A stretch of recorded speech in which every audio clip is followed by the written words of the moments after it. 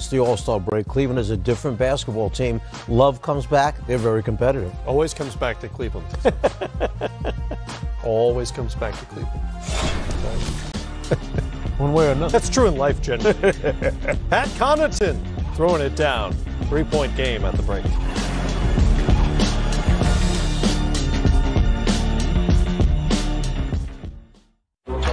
Trying to get a date in the middle of a game? It's like a pick and roll. Flip it, go back the other way. That's the screener. He goes to the basket. It's a layup for Mirotic.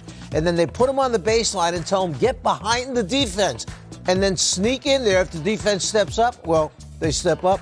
He's got an easy deuce that way. Nice penetration by Bledsoe that time. So 15 points in the first half. He's done his job. In your experience, 14 games, is that enough to feel comfortable in a system? Bud's not going to run 25 different plays for him. Right. When he's on the floor, I'm sure in shoot-around today, they said, okay, when you're on the floor with the first unit, these are the plays we're going to go to. He gets to Bledsoe and says, if you don't hear my call, you make one of these 3, 4, or 5 calls. And that's it. Mirotic knows them all, so they can execute. Yeah, and I think we forget how versatile he is as a player. He's kind of been pegged as a shooter coach. So you look at his three-point shooting and say, well, did he have a good first half or not? Don't look at the three-point shooting. You got to pay attention to some of the other things you showed.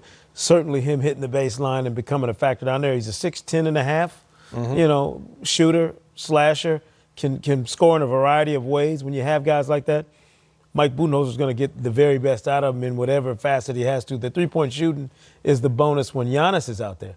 You know, when Giannis is on the floor and you got another guy who can stretch it the way Nico can from deep, that's great. But he can also do a lot of other things at that size to be effective. And he's part of a Bucks front line that has outscored the Lakers so far by 26 points, if my math is correct.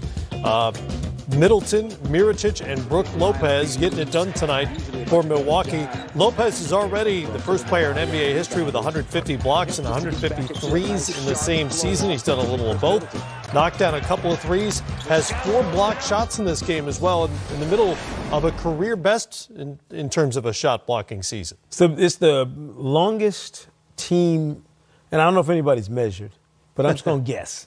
This is the longest team in the league when you look at the personnel Mike Budenholzer is working with, and they put it to great use, Matt. Coach, it's not just about what kind of space you take up across the floor and around. It's what kind of vertical space you can take up. And these guys do it on both ends of the floor like nobody else in the league can. When you think about Giannis, Brook Lopez, Nico, all these different guys that they can throw at you with that size and length. Brook Lopez has not been historically a guy you thought about when you think about block shots. But at that size, you almost can't help but block a few, can you? I mean, when you're that big and you're that mobile around the basket, you're going to get your hands on a few. He's been demonstrably better defensively with the Bucks. Have we kind of forgotten about Lopez? Like, he's just kind of done his job this year. You got Giannis, collecting all the headlines.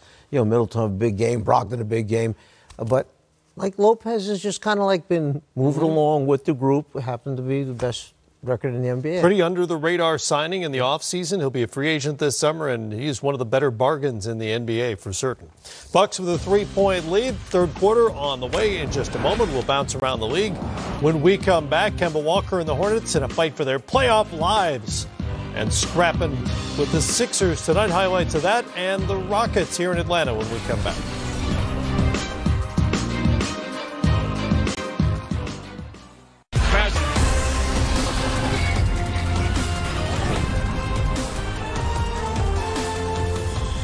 One more stop on the Lakers' long road trip east in what is becoming a long season. And it happens to be Milwaukee, home to the best team in the league. Mike Muscala and the Lakers, chance to get them up and test themselves against the Bucks, who were beaten on their new home floor Sunday, but they haven't lost twice in a row in Wisconsin all season long. The All-Star Chris Middleton and the Bucks ready to go live here on NBA TV. Welcome in, everybody. It's the Auto Trader pregame show for a Tuesday night doubleheader. Good to have you with us. I'm Matt Weiner. This is the Czar, Mike Fratello, Sekou Smith from NBA.com. Good to have you as well. Unfortunately for us, we will not see LeBron James or Giannis Antetokounmpo tonight. LeBron is out with a sore left groin, I should say. The Freak will sit because of that ankle he tweaked on Sunday against Philadelphia. I'm not so sure that it's the ankle that much, or is it that time for him to start to take a rest as they come down the back stretch. The only thing you have to be concerned about is, do you want to give away a position in the standings to wind up resting your best player. Yeah, and I think for LeBron, it's a little bit different. We've hit that point in the season now, Coach, where it would probably be prudent to find some spaces for LeBron to take a break. And if that groin's bother him at all, you make sure he's in street clothes. Giannis, on the other hand, that was a legitimate concern the other night when he went down. I was watching that game, and I thought, you talk about the air coming out of the building, and a whole city panicking, because anything that happens to Giannis between now and the end of the regular season puts their playoff, scenarios into disarray. So you have to be very careful if you're Mike Budenholzer with how you handle a late season tweak even for Giannis. Obviously, completely different stakes for these two teams at this point in the season. Personally, I'm just happy the Lakers aren't calling it load management, right? They can call it whatever they want, just don't call it load management. For a look ahead, we're joined by Katie George, sideline reporter for the Bucks. Katie, we appreciate the time. Giannis continued playing after tweaking the ankle on Sunday, but he is out tonight. Did the injury get worse on the off day, or is this, as we've suggested here, a decision more about being cautious? I don't think it got necessarily worse. We talked to head coach Mike Budenholzer pregame, and he said that he took the off day, came in today before shoot-around, and they just evaluated it, and it was Giannis's call that he said, I just don't think that I can go right now. That news did come after LeBron was announced out as well. So I think that they're just being extra cautious with this ankle. If they don't feel like he has to go tonight to get this win against the Lakers, I don't feel like they're going to really push him. Katie, with the injuries, this time of year and some of the new faces they've added, does a game like this give Mike Budenholzer a little bit of an opportunity to see some of those new guys, maybe see a DJ Wilson or someone else in an extended role where you can kind of get a feel for what that guy might bring down the road? Absolutely, and it gives them experience to get those playoff minutes. They're going to need DJ Wilson. They're going to need George Hill. They're going to need some of these role players like a Pat Connaughton to step in, give big minutes, and contribute, especially when we've got Malcolm Brogdon out right now. That's a guy that you hate to see go down 6 to potentially 8 weeks with that plantar fascia tear.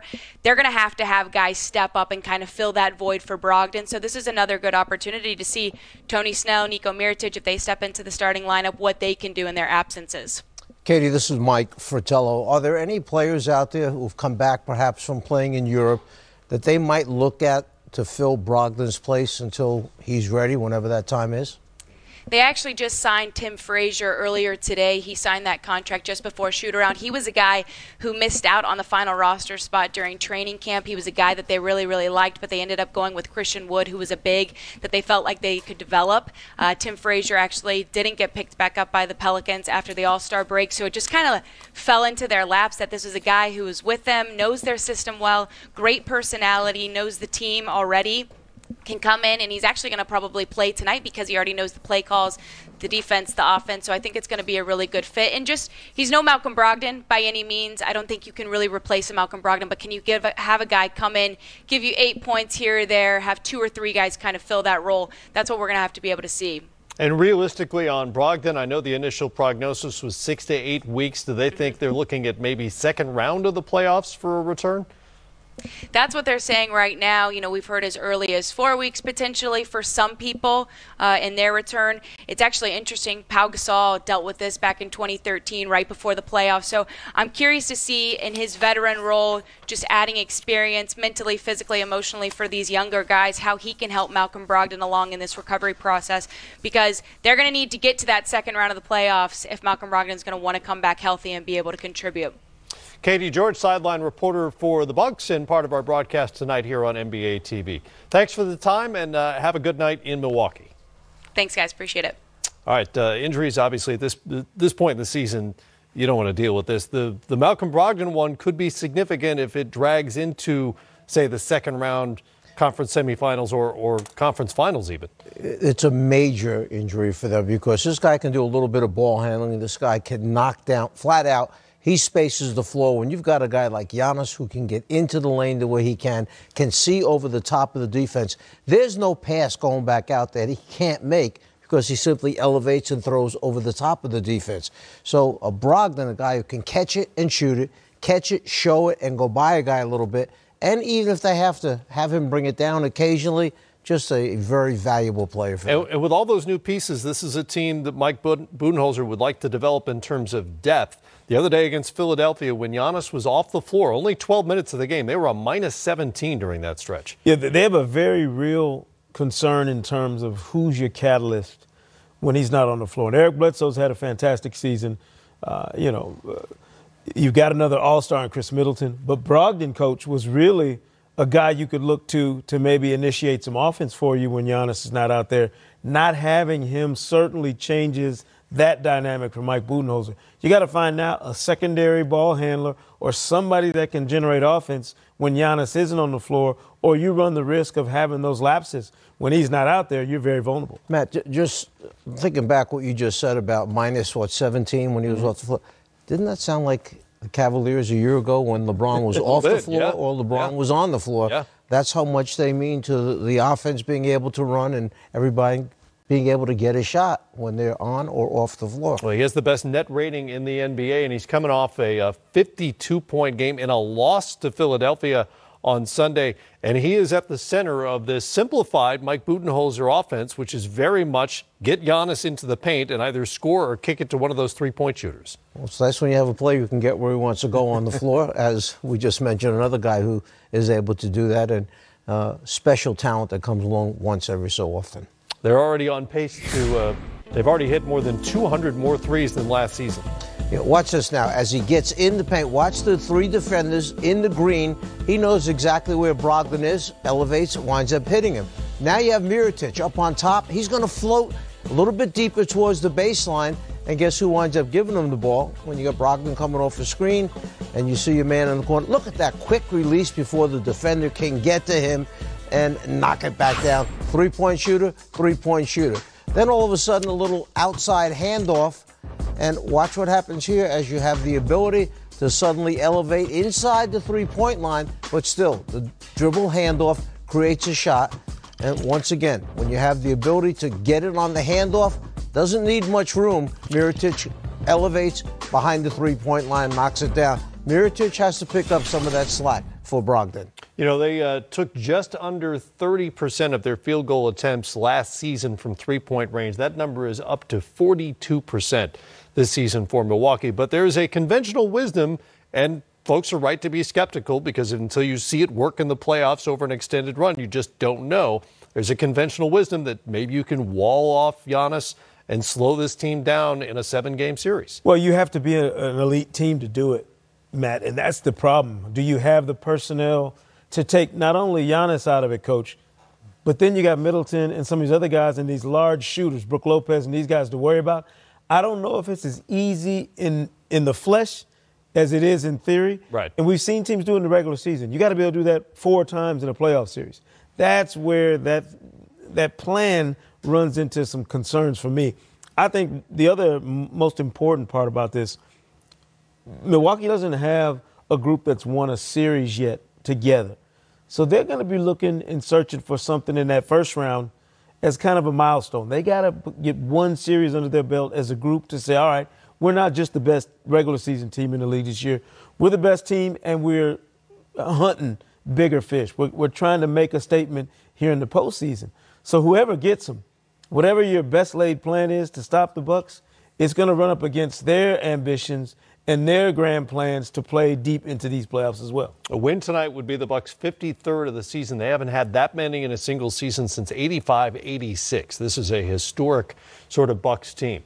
As for their opponent tonight, last we saw the Lakers, they were dropping to 1-3 on their East Coast trip with LeBron James' potential game winner blocked by Mario Hezonja on just his 7th block of the entire NBA season, which was par for the course as far as the Lakers season is concerned. And with LeBron out tonight and on a minutes restriction, Brandon Ingram, Lonzo Ball, both done for the season. The Lakers are on pace to equal last season's 35-win total. Here's the play we were talking about. It's just another kind of miserable end to what is becoming a miserable season for LA.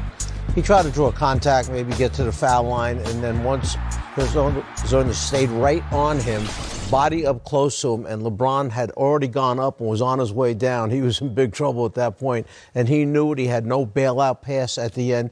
A terrific defensive play. You got to give him credit. Splendid defensive work, too, from DeAndre Jordan, who got a nice little defensive assist, shoving Hezonja into that space to where he's perfect timing, right. Gets a hand on that ball, no foul. But you know what? Let's be honest about what we've seen from the Lakers and LeBron. He's one man showing it right now with all the injuries and all the other guys out. And this is not 28, 29, 30-year-old physical prime LeBron. This is an older version, certainly not diminished in the way that some other players have been at this stage of their careers, but not the same whirlwind LeBron we're used to taking over games and taking over at this point in the season. This isn't the 2007 LeBron dragging the Cavaliers to the NBA Finals. No. Matt, real quick. I've been in both situations with a really good team that when you went on the floor each night, you thought you were just going to beat everybody that you played that night, that kind of confidence. I've also been with a lot of teams that were fine line, 500 teams or a game or two over. Every night you have to come when you coach those teams. Every night the players have to come, and it's like it's the most important game to them because they're trying to survive in the playoff race. And that's how the Lakers were playing. Remember when they were in fourth place in the Western Conference? And once LeBron went down with that injury and missed those 18 games, there's not the same sense of urgency, the same sense of togetherness. The defense has fallen completely apart. Right. And now they can't make a shot on top of it. You're in trouble. Well, maybe the persistent reports that the Lakers were ready to trade everybody in the entire organization. That may have something to do with it. May have factored into that as well. Well, at least somebody in L.A. is having fun. When we come back, how the Clippers have remained relevant in the West.